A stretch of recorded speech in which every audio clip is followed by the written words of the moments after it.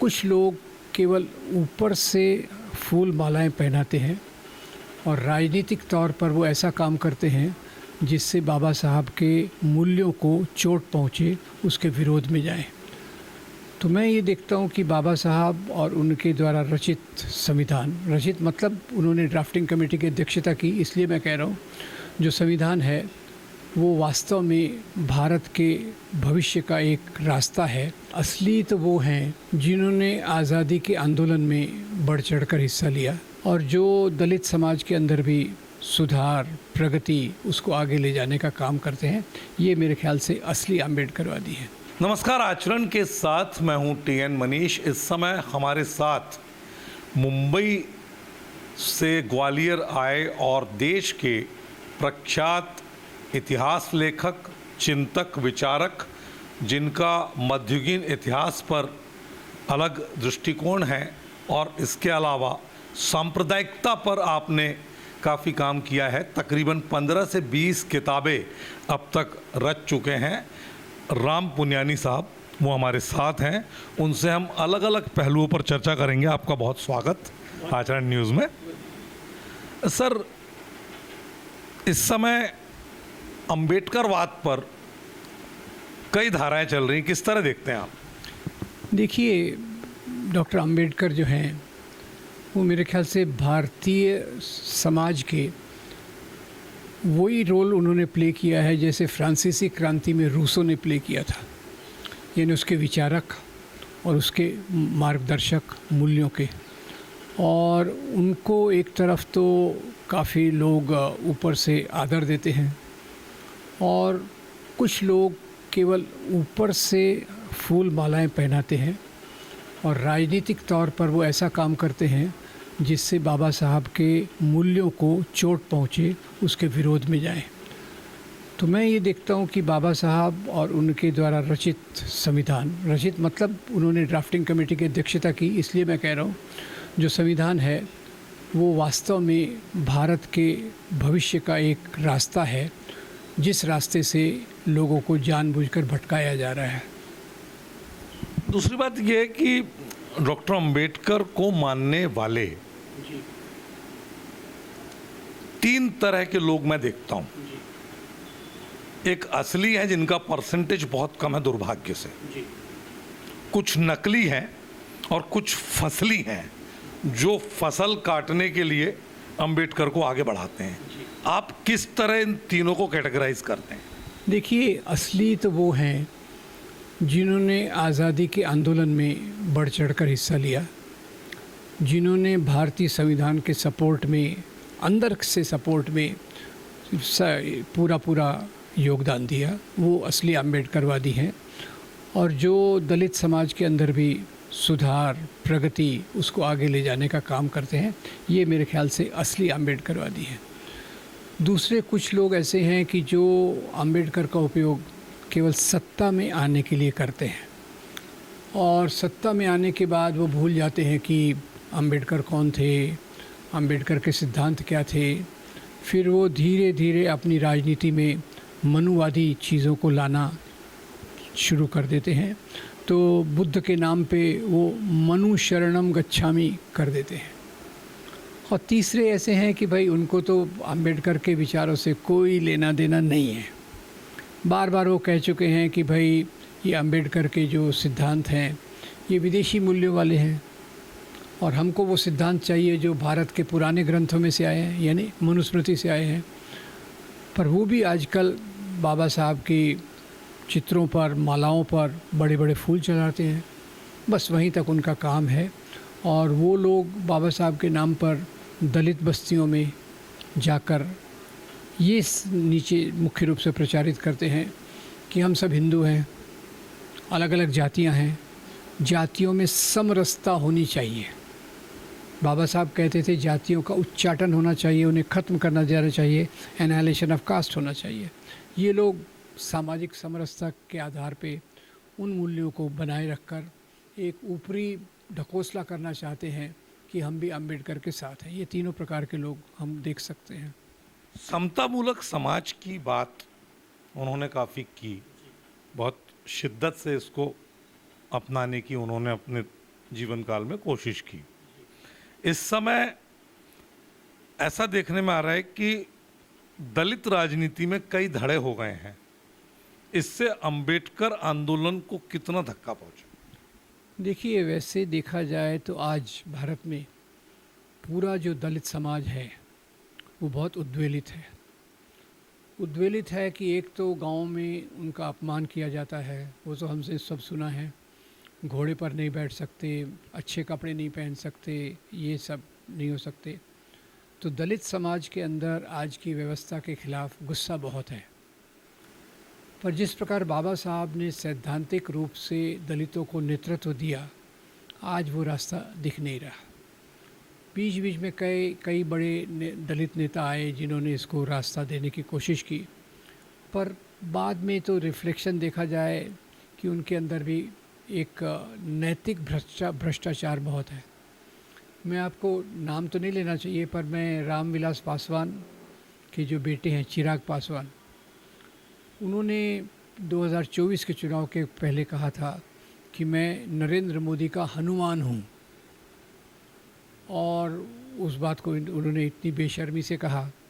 और ये भी देखा जाता है कि कई दलित नेता जिनके नाम राम से शुरू होते हैं, रामविलास पासवान, रामदास आठवले वगैरह वगैरह, वो मनुवाद की सेवा में उनके जुड़ के लगे रहते हैं। रामदास आठवले तो यहाँ तक कहते हैं, जो जीतेगा मैं उसके साथ हूँ। और वो फिर इसलिए दलित नेता दो प्रकार के होना चाहिए। एक जो दलितों की आकांक्षाओं, इच्छाओं और भविष्य के बारे में बात करे, और दूसरे वो नेता जो केवल इनके नाम पर अपनी सीढ़ियाँ, अपनी राजनीतिक रोटियाँ सेक कर या तो मंत्री बने या एमपी बने। तो दोनों प्रकार के लोग हैं। आज ऐसे प्रकार के लोग भी हैं जो दलितों के मुद्दों को वास्तविक तरीके से उठा रहे हैं, पर वो काफ़ी बिखरे हुए हैं। मेरी तकलीफ़ ये है कि जिस प्रकार से बाबा साहब ने सब दलितों के समूहों को जोड़ा, फिर भी उनके विरोध में कई लोग थे, पर उनकी आवाज़ इतनी सशक्त थी कि ज़्यादातर नेतृत्व उनके हाथ में रहा, जबकि उनके विरोधी भी थे दलित राजनीति में। तो आज ये जो जिस प्रकार के अवसरवादी नेता आ गए हैं, जो खुद के करियर को ज़्यादा महत्व देते हैं समाज की बेहतरी के बदले, वो नेताओं की संख्या भी बढ़ गई है। इसलिए आज दलित राजनीति एक दो राहे पे है कि हमें आगे का अपना भविष्य किस प्रकार से बनाना है, अंबेडकर के रास्ते को फिर से कैसे सैद्धांतिक रूप से लाना है। और मेरे ख्याल से बाबा साहब के विचारों को सैद्धांतिक और नैतिक रूप पर लाकर ही हम समाज में एक परिवर्तन ला सकते हैं जो हमारे संविधान के अनुरूप होगा। जिनके साथ में सामाजिक तौर पर हम देखें तो एक बड़ा समूह चलता है, उनकी जिम्मेदारी ज़्यादा है, लेकिन वो अपनी जिम्मेदारी को जाहिर तौर पर अलग तरह से दिखाते हैं और बंद कमरे में उनकी जिम्मेदारी की परिभाषा बदल जाती है। कितना इत्तेफाक रखते हैं? नहीं, मैं इससे काफ़ी सहमत हूँ कि पिछले 30-40 साल, 50 साल में ये राजनीति में काफ़ी अनैतिकता आ गई है। और कुछ बड़े लीडर्स ऐसे हैं, उनके लिए सिद्धांत कोई महत्व नहीं रखते। उनके लिए खुद की महत्वाकांक्षा, खुद के परिवार की महत्वाकांक्षा, पैसे जमा करना, आगे आने वाली पीढ़ी के लिए राजनीतिक रास्ता बनाना, ये ज़्यादा महत्वपूर्ण हो गया है। पर आपको ये भी मैं जानकारी दे दूं कि करीब पिछले 8-10 साल से एक और प्रक्रिया भी चालू हुई है, जहां दलित समाज ये सब चीज़ों को देख रहा है और उसके आधार पे वो अपना ग्राउंड लेवल से नए विचारों को, नए सिद्धांतों को, नए रास्ते को समर्थन करने की दिशा में है। ये अभी आधा रास्ता आया है और वो दिशा भी दलितों की, वो सकारात्मक दिशा भी आगे चलेगी, ऐसी मेरी उम्मीद है। संविधान से किनको डर लगता है आपके हिसाब से? खैर, कल का सेमिनार का विषय भी यही था। अभी देखिए, संविधान के मूल्य के आधार पे हम इसको देखते हैं। संविधान के मुख्य मूल्य क्या हैं? स्वतंत्रता, समता, बंधुता और न्याय। तो जो लोग भी इन मूल्यों के खिलाफ हैं जो समाज में ऊंच नीच को मानते हैं। और इसके लिए मैं आपको ये उदाहरण दूंगा कि एक तरफ पूरे राष्ट्रीय आंदोलन ने, संविधान को हम कहते हैं बाबा साहब ने ड्राफ्टिंग कमेटी में अध्यक्षता की, पर ये पूरी भारतीय जनता की आवाज़ थी। जो आज़ादी के आंदोलन में जो चीज़ें खड़ी हुई, कॉन्स्टिट्यूटिव असेंबली जो आई, उसके माध्यम से ही भारतीय संविधान बना। एक दिन में नहीं बना, 3.25 साल लगे। और संविधान सभा के 290 सदस्य इस पे बातचीत करते रहे, चर्चा करते रहे। तो मेरा मानना है कि भारतीय संविधान को दिशा दी अंबेडकर जी ने, पर ये दिशा उन चीज़ों को दी जो भारतीय जनमानस चाहता था।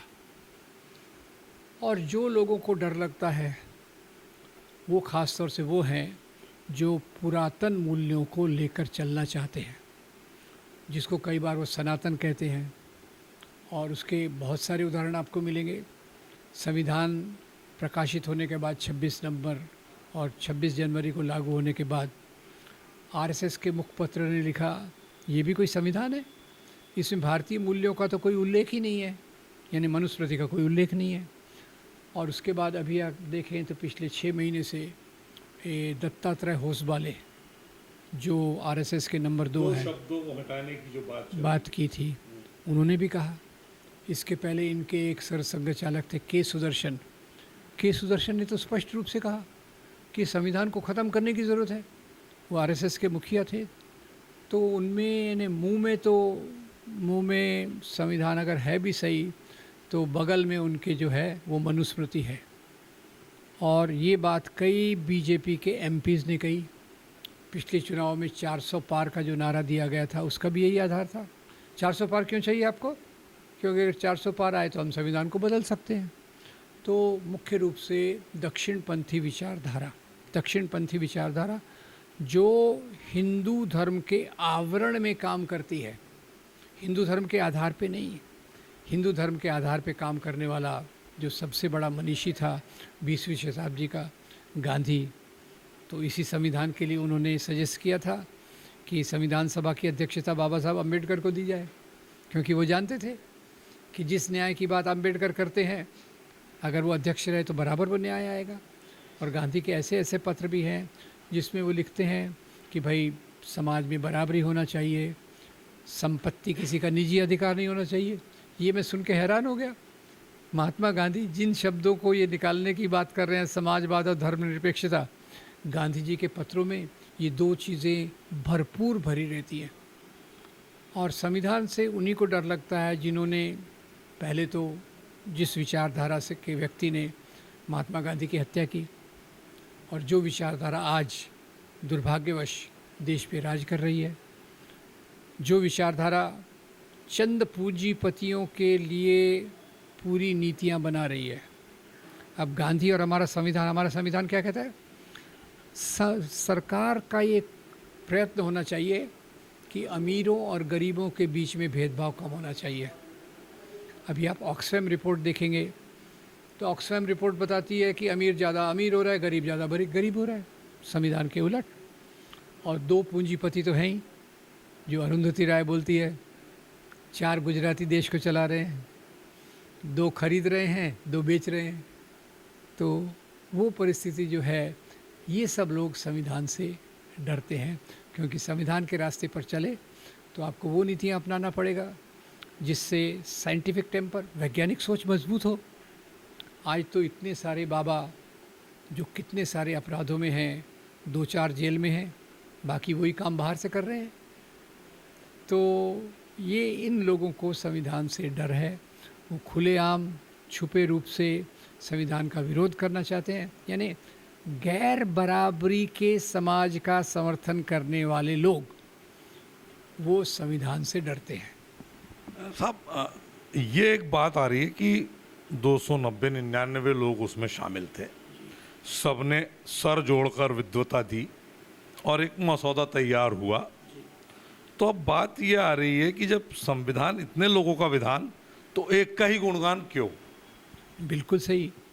ये बात मैंने आपको अभी भी कही कि गुणगान एक व्यक्ति का इसलिए कि उसने ये 299 लोगों के विचारों को एक दिशा दी, विचार उनके लिए और उनको एक दिशा दी, और उनको जैसे कहते हैं ना कि एक फिल्म का एक डायरेक्टर होता है। फिल्म तो बहुत सारे लोग मिलकर बनाते हैं, पर डायरेक्टर तो एक ही होता है। क्रेडिट गोज़ टू फिल्म तो डायरेक्टर की कही जाती है। तो मैंने इसलिए आपको पहले स्पष्ट कर दिया, भारतीय संविधान कोई ऊपर से नहीं टपका। भारतीय संविधान भारतीय आज़ादी के आंदोलन से निकला है। बाबा साहब ने उसको एक बहुत समझदारी से दिशा दी और उसको लेखन दिया। तो पूरी क्रेडिट तो उसके एक फिल्म डायरेक्टर के हिसाब से दे रहा हूँ। बाकी वैसे इसमें योगदान तो मैं कहूँगा पूरे आंदोलन का है। अच्छा, BN राव को लेकर आप एक चिंतक हैं, विचारक हैं, आपका क्या सोच है? और इस समय जो बात आ रही है कि अब ये मांग चल उठी है कि साहब BN राव को संविधान निर्माता बनाना जाना चाहिए और उनके साथ अन्याय हुआ है, वो अंडर एस्टिमेट किए गए हैं। जी, अब देखिए, कोई भी काम करने का तरीका ऐसा होता है कि जैसे कोई एक अधिकारी है, उसका एक सेक्रेटरी है। BN राव तो एक ऑफिशियल थे, एक सर्विस डिपार्टमेंट में बहुत ऊंचे पद पे थे। उन्होंने इसका सेक्रेटेरिएट का काम संभाला। चर्चा कौन करता था? संविधान सभा। चर्चा को दिशा देने में काम कौन करता था? अंबेडकर। निर्देश कौन देते थे? अंबेडकर। तो BN राव एक बहुत बड़े, मैं कहूँगा, लिपिक थे, जिन्होंने जो अंबेडकर ने कहा उसको एक लिपिबद्ध किया। तो अब आप क्रेडिट किसको देंगे? कल्पना करने वाले को, विचार बनाने वालों को, किया उस विचारों को जो उसने लिखा उसको। आपके हिसाब से स्टेनो थे? स्टेनो से थोड़ा डिग्निफाइड स्टेनो होंगे, फुल स्टॉप कामा से थोड़ी उनकी ज़्यादा ज़रूरत होगी, उससे ज़्यादा तो नहीं थी। पूरा टेक्स्ट तो अंबेडकर के कहने पे ही उन्होंने लिखा, और फुल स्टॉप कामा वो बदल सकते थे शायद। अभी ये जो मांग उठ रही है, ये एक नैरेटिव है या ये आधार के साथ लाने की बात की जा रही है?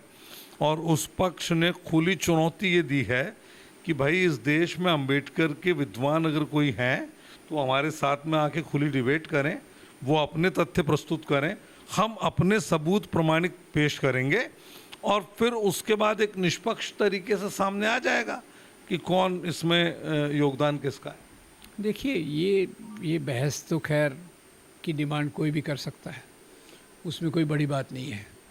जब बाबा साहब ने संविधान डॉक्टर राजेंद्र प्रसाद को समर्पित किया, उसके बाद की मीटिंग में सब लोगों ने एक आवाज़ में कहा कि इस संविधान को लिखने में, बनाने में बाबा साहब ने जो मेहनत ली है, उसके लिए संविधान सभा उनको धन्यवाद देती है। अब इससे बड़ा आर्गुमेंट क्या चाहिए? बाबा साहब ने क्रेडिट उनको भी दिया था, राव साहब को। नहीं, अब राव साहब जैसे देखिए, अब आप फिल्म बना रहे हैं तो आप तो कैमरा पर्सन को भी क्रेडिट देना चाहिए। उसमें तो स्पॉट बॉय का भी लिखते हैं। तो क्रेडिट तो, मेरा जितना बड़ा दिल है मैं उतने लोगों को क्रेडिट दूंगा, उसमें कौन सी बड़ी बात है? पर काम तो मेरा ही है ना, क्रेडिट तो मैं दूंगा सबको। भाई, इसने भी मेरे लिए पानी लाया, वो मेरे लिए चाय लाया, सबको क्रेडिट है। अच्छा, ग्वालियर में जो अभी मूर्ति का जो विवाद खड़ा हो गया है, उसको आप किस तरह देखते हैं? देखिए, मैं आज जो देश में लहर चल रही है दक्षिणपंथी हिंदू राष्ट्रवाद की, मुझे गलत मत समझिएगा, मैं हिंदू धर्म के बारे में नहीं कह रहा।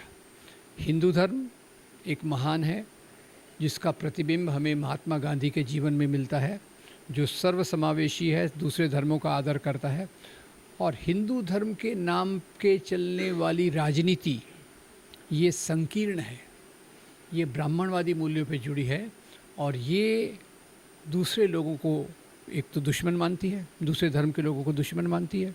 जैसे गोलवलकर लिखते हैं, हिंदू राष्ट्र के 3 दुश्मन, मुसलमान, क्रिश्चियन और कम्युनिस्ट, ये गोलवलकर का लिखन है।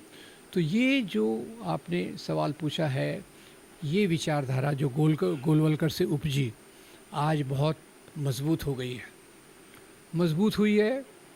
उसमें उनका हार्ड वर्क है, और उनके जो विरोधी, जो संविधान वाले थे, जो मज़दूरों के अधिकार वाले थे, जो औरतों के अधिकार वाले थे, दलितों के अधिकार वाले थे, आदिवासियों के अधिकार वाले थे, उनका काम कहीं कमज़ोर रह गया। जब तक गांधी ज़िंदा थे, नेहरू ज़िंदा थे, ये राजनीति ऊपर ऊपर नहीं आ सकती थी। उनके बाद इन चीज़ों को प्रमोट करने के लिए जिस प्रकार से सामाजिक आंदोलन ने, राजनीतिक पार्टियों ने इस दक्षिणपंथी विचारधारा का विरोध करना चाहिए था, वो नहीं किया। दूसरा, ये दक्षिणपंथी विचारधारा हर समय थोड़ा सा पर्दे के पीछे रहती है, ज़्यादा एडवर्टाइज़ नहीं करती हमारे जैसे लोगों का। हमने थोड़ा बहुत कुछ लिख दिया, अरे मैंने तो ये किया। उनमें एक अच्छी बात है, चुपचाप काम करते रहे 100 साल तक, हफ्ते में 7 दिन, महीने में 4 हफ्ते लगातार काम करते रहे। इसके कारण वो मजबूत हुए और जो लोग मानते थे स्वतंत्रता, समता, बंधुता, न्याय, उनको लगा ये कोई ताकत है, ये तो पीछे खड़े हैं, इनसे कुछ होने वाला नहीं है। तो इसलिए उनको थोड़ा इग्नोर भी किया गया और जितना उनका मुकाबला किया जाना चाहिए था वो नहीं किया गया। तो आज जो मूर्ति का सवाल को मैं इससे जोड़ रहा हूँ कि वो विचारधारा के लोग अभी सरकार में भी बैठे हैं, प्रशासन में भी बैठे हैं। ऐसा नहीं है कि प्रशासन में केवल आईएएस परीक्षा पास होने से हो जाता है। आईएएस के साथ मैं जोड़ दूंगा आईएएस प्लस एक विचारधारा, वो आज हो गया है। इसलिए ये मूर्ति लगाने की बात जो स्वाभाविक होना चाहिए। राजस्थान में हाई कोर्ट के सामने मनु की मूर्ति लगी हुई है और यहाँ हम अपने कोर्ट के सामने भारतीय संविधान के ये जो आर्किटेक्ट थे उनकी मूर्ति लगाने के लिए विरोध क्यों कर रहे हैं? अलग अलग तरीक़ों से अंबेडकर के महत्व को कम करना, राव को ऊपर उठाना, अंबेडकर की मूर्ति को न लगने देना। अंबेडकर कहते हैं एनहाइलेशन ऑफ कास्ट, ये कहेंगे समरसता। तो ये इनके जैसे कहते हैं ना हाइड्रा एक का जानवर होता है, उसके बहुत सारे मुंह होते हैं। तो ये अलग अलग तरीके से संविधान के मूल्यों का महत्व कम करने के लिए, बाबा साहब अंबेडकर का महत्व कम करने के लिए अलग अलग तरीके अपनाते हैं। उसमें एक तरीका ये भी है कि उनकी मूर्ति को नहीं लगने दे रहे। अंबेडकर धाम तो मध्य प्रदेश की भाजपा सरकार बना रही है। ग्वालियर में 20 करोड़ रुपए दिए हैं, चौरासी घाट के पास में महालक्ष्मी मंदिर के बगल से, उसका चल रहा है काम। तो सवाल तो ये पूछना चाहिए, जब आप वहाँ ये इतना बड़ा धाम बना रहे हैं तो आपको यहाँ मूर्ति लगाने में क्या विरोध है? अगर आप सरकार ने कौन सा विरोध किया? जिसने भी विरोध किया हो, सरकार ने तो फिर उनका समर्थन करना चाहिए। देखो भाई, हम तो इतनी बड़ी जगह बना रहे, आपको मूर्ति से विरोध क्यों है? सरकार ने इसमें सकारात्मक स्टेप लेना चाहिए। और सरकार ऐसी जगह पे बना रही है शायद जहाँ लोग ना पहुँचे और अपनी तरफ से बना रही है। अब देखिए, एक ही व्यक्ति को अलग अलग प्रकार से प्रस्तुत किया जा सकता है। संत कबीर के राम थे, वो अलगाववादी नहीं थे। महात्मा गांधी के राम थे। महात्मा गांधी तो यहाँ तक लिखते हैं कि मेरा जो राम राज्य है वो खुदा की ये भी है और किंगडम ऑफ गॉड भी है। तो ये जो चीज़ें हैं, अंबेडकर वो किस तरह से प्रस्तुत करेंगे ये अब उनके हाथ में हो गया। तो ये एक थोड़ा सा मेरे ख्याल से ढकोसला एक है। वो ऐसी चीज़ें खुद करना चाहते हैं ताकि अंबेडकर का वो रूप प्रस्तुत कर सकें जो उनको ज़्यादा सूटेबल हो। जबकि इस प्रकार की मूर्तियां लगाना ये लोगों की आकांक्षाओं का एक प्रतीक है। तो अगर सरकार इतनी प्रतिबद्ध है तो सरकार ने तो ये मूर्ति लगाने के विरोध वालों का विरोध करना चाहिए कि आप अंबेडकर की मूर्ति क्यों नहीं लगाने दे रहे? हम तो 20 करोड़ का इतना बड़ा उनके लिए मेमोरियल बना रहे हैं, आपको इससे क्या ऑब्जेक्शन है? सरकार ने तो वो करना चाहिए। बौद्धवाद और नव बौद्धवाद किस तरह देखते हैं? देखिए, बौद्ध धर्म भी जो था वो समता के आधार पे आया। अब दुर्भाग्यवश क्या होता है, कोई भी धर्म जब राजकीय ये संरक्षण प्राप्त करता है तो उसमें कई प्रकार के गुट बन जाते हैं हर एक धर्म में। बौद्ध धर्म में हीनायान, महायान, ये एक आ गई। और अभी फिर से जब बाबा साहब आम्बेडकर इसको लाए तो उन्होंने हीनायान स्वीकार किया, न महायान स्वीकार किया, और बौद्ध धर्म की जो ओरिजिनल टीचिंग्स थी उसके आधार पे इसको ले जाने की कोशिश की। तो बौद्ध धर्म तो वो है जो क्लासिकली एक शास्त्रोक्त पद्धति से गौतम बुद्ध के मूल्यों को लेकर चलता है, और नव बौद्ध धर्म ऐसा है कि कि जो अपनी ज़रूरतों के हिसाब से उनका एक थोड़ा डिस्टॉर्शन करके समाज में अपने आप को रखना चाहता है। अभी पिछले दिनों यहाँ भितरवार में एक सामूहिक तौर पर कार्यक्रम हुआ, उसमें 22 प्रतिज्ञाओं का सार्वजनिक तौर पर प्रकटीकरण हुआ कि साहब हम ये नहीं करेंगे, मूर्ति नहीं पूजेंगे, विष्णु को नहीं मानेंगे, ब्रह्मा को नहीं मानेंगे, महेश को नहीं मानेंगे, और शपथ ग्रहण कराई गई। उसको धर्मांतरण के तौर पर देखते हुए उसका विरोध है। देखिए, ये विरोध तो मूल्यों के कारण है, क्योंकि आज जो दक्षिणपंथी राजनीति विकसित हो रही है वो सब यही करवाना चाहती है।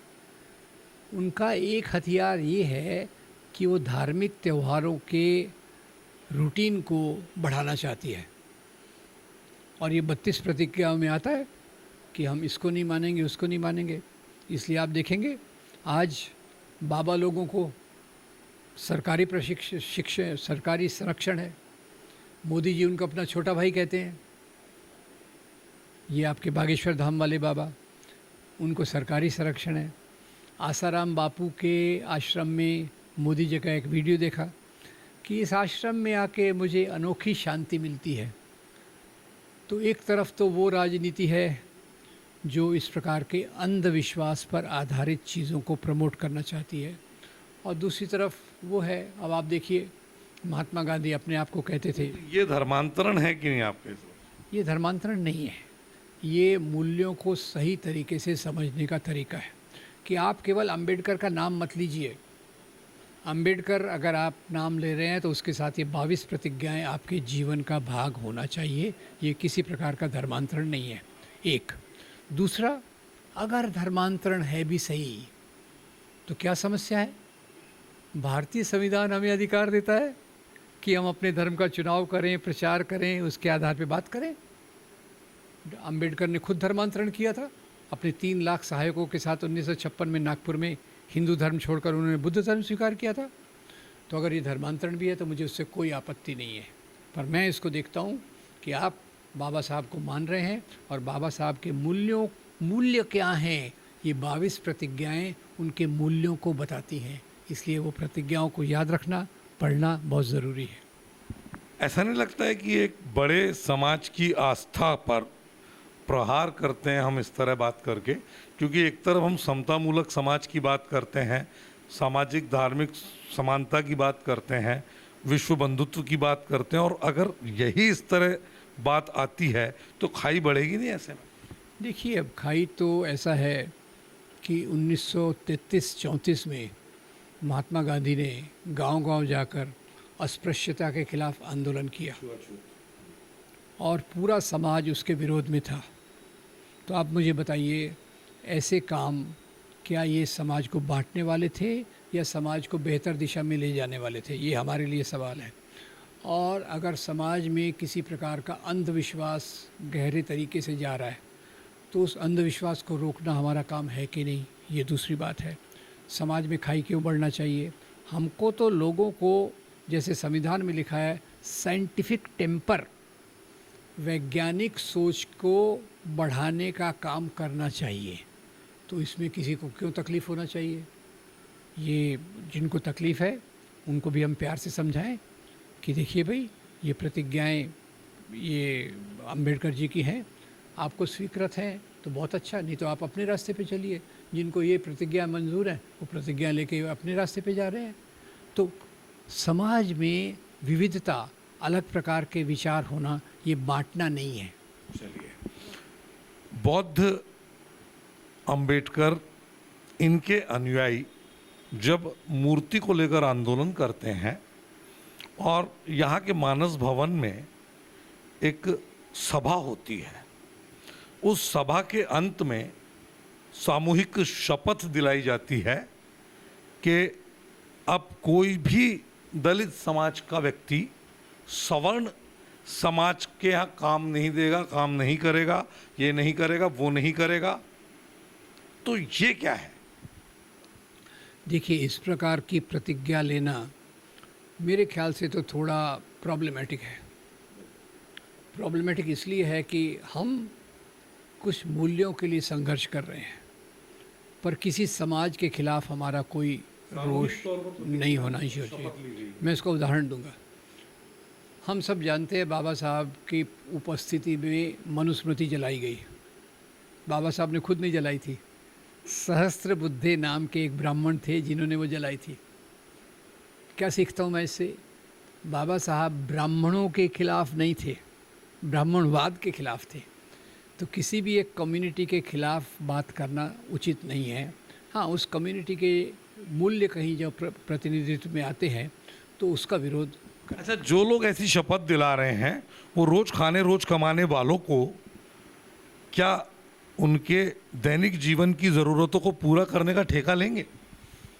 नहीं, ये बहुत महत्वपूर्ण सवाल है, क्योंकि आखिर में तो मुद्दा यही है, रोटी कपड़ा मकान, शिक्षा स्वास्थ्य नौकरी, ये हमारे मुख्य सवाल हैं। तो उनको नज़र में रख के ही हमको अपने काम करना चाहिए। तो मैं किसी भी आंदोलन का अंधा समर्थन नहीं करना चाहूँगा। जहाँ तक सही है बिल्कुल सही है, पर जब समाज में अगर इस प्रकार की चीज़ हो जो अंबेडकर के विचारों के खिलाफ है। अंबेडकर ने कभी ब्राह्मणों के खिलाफ नफ़रत नहीं की, गांधी ने कभी ब्रिटिशों के खिलाफ नफ़रत नहीं की। उन्होंने कहा ब्रिटिश का जो अन्याय है मैं उसके खिलाफ बात कर रहा हूँ। अच्छा, लाठियों पर वकीलों के नाम लिख करके लाए गए थे कि इस लाठी से हम वकीलों को सबक सिखाएंगे। नहीं, वो भी तो खैर हिंसा का रास्ता तो अंबेडकर का रास्ता नहीं था, ये मैं बता दूँ। हिंसा का रास्ता ना गांधी का रास्ता था, ना अंबेडकर का रास्ता था। और ये अंबेडकर भी पूरी तौर से अहिंसा के रास्ते में विश्वास रखते थे। आखिरी सवाल, सांप्रदायिकता आपकी नज़र में क्या है? किस तरह हम माने सांप्रदायिकता है क्या, कैसे समझें? जी, सांप्रदायिकता एक राजनीति है जो अपने आप को बढ़ाती है हिंदू धर्म की पहचान के आधार पे, मूल्यों के आधार पे नहीं। हिंदू धर्म की पहचान के आधार पे मुसलमान और ईसाइयों के खिलाफ नफ़रत एक, और उसका दूसरा पैर है पुराने मूल्य यानी मनुस्मृति का गुणगान। ये सांप्रदायिकता है।